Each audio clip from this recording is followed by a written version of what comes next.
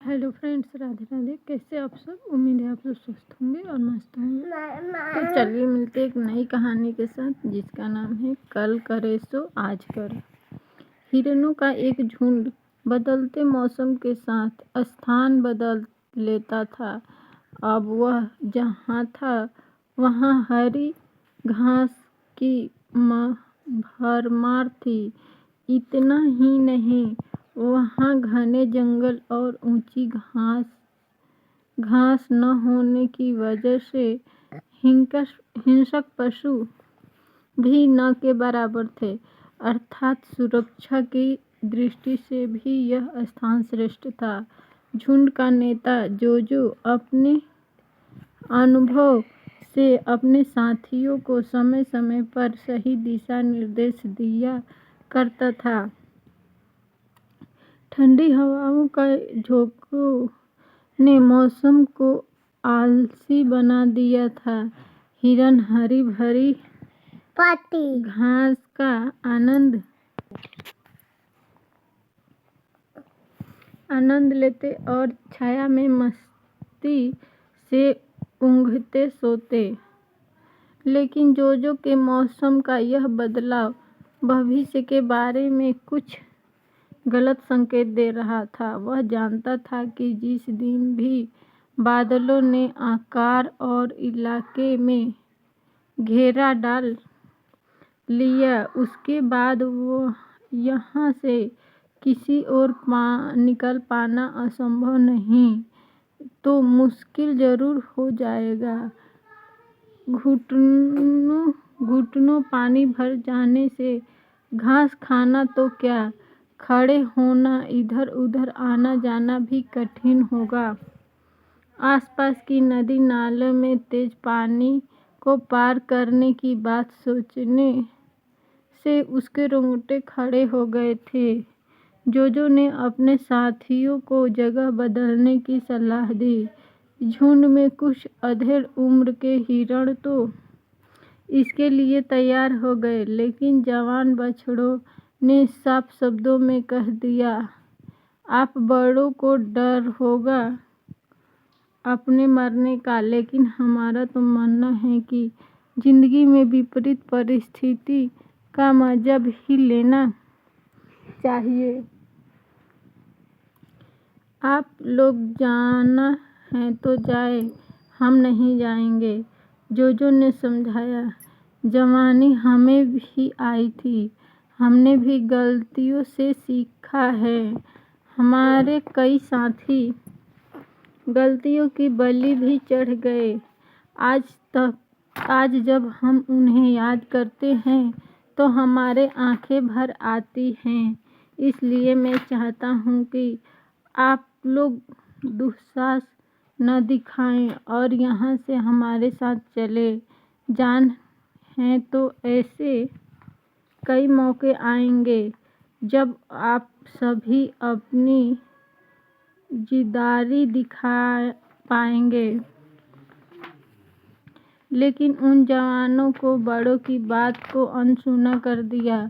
जोजो ने अपने साथियों के साथ दूसरे चारागाह की यात्रा शुरू कर दी।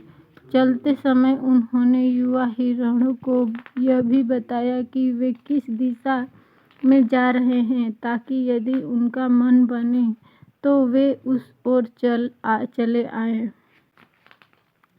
उम्र में बड़े और अनुभवी हिरणों के चले जाने के बाद युवा हिरण की तो मौज हो गई। वे खूब जमकर खाते और सोते। कोई रोकने टोकने वाला तो रहा नहीं था, इसलिए धमा चौकड़ी भी करते। ऐसे में थोड़ा बहुत चोटिल होना तो स्वाभाविक होता था। एक रात जब वह गहरी नींद में सो रहे थे तो मोटी मोटी बूंदें उन्हें उठाया। जब तक वे कुछ समझ पाते कि बादलों ने उस इलाके को बुरी तरह घेर लिया।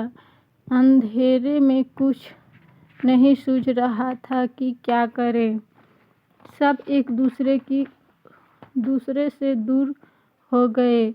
सब सोच रहे थे कि काश बड़ों की बात मानी होती। भूल हो गई, लेकिन अब सुधार की कोई गुंजाइश नहीं थी। बात बिगड़ चुकी थी। सबके दिमाग में कौंधा। एक बार जोजो ने समझाया था, मरते दम तक हिम्मत नहीं हारनी चाहिए। हिम्मत न टूटे तो राह निकल आती है। ज़्यादा से ज़्यादा क्या होगा? जो होना है उसे तो टाला नहीं जा सकता। उन्हें यह भी ध्यान आया कि एक शेर जब उनके बीच से एक को उठाकर ले गया था तो कैसे जोजो ने अपने दोनों साथियों के साथ मिलकर उससे भागने पर विवश कर दिया था। वो अपने नन्हे सदस्य को बचाने में भी सफल हो गया। 3 दिन तक लगातार बरसात होती रही। पानी ही पानी चारों तरफ। कई युवा जान से हाथ धो बैठे। जो बचे उन्होंने मिलकर हिम्मत जुटाई। एक को नेता बनाया गया।